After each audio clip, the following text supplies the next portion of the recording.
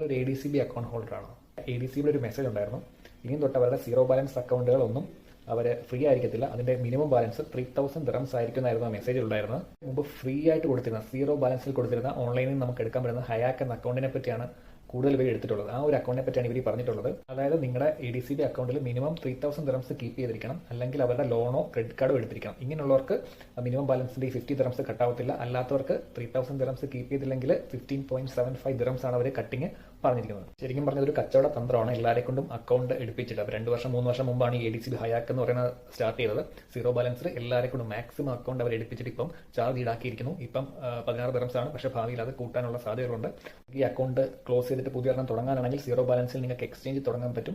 ലുലു അതുപോലെ തന്നെ അൽറസ്തമാനി കൂടുതൽ എക്സ്ചേഞ്ചുകളുണ്ട്, അവിടെ നിങ്ങൾക്ക് സാലറി ട്രാൻസ്ഫർ ചെയ്യാം. ഈ കാർഡ് നമുക്ക് പർച്ചേസിന് യൂസ് ചെയ്യാനും പറ്റും. പക്ഷേ ബാങ്കിങ് സേവനങ്ങളൊന്നും പറ്റത്തില്ല. അല്ലാതെ നമുക്ക് ക്യാഷ് നമുക്ക് സേവ് ചെയ്യാനുള്ള രീതിയിൽ നമുക്ക് ഈ എക്സ്ചേഞ്ച് വഴി കാർഡ് എടുക്കാൻ സാധിക്കും.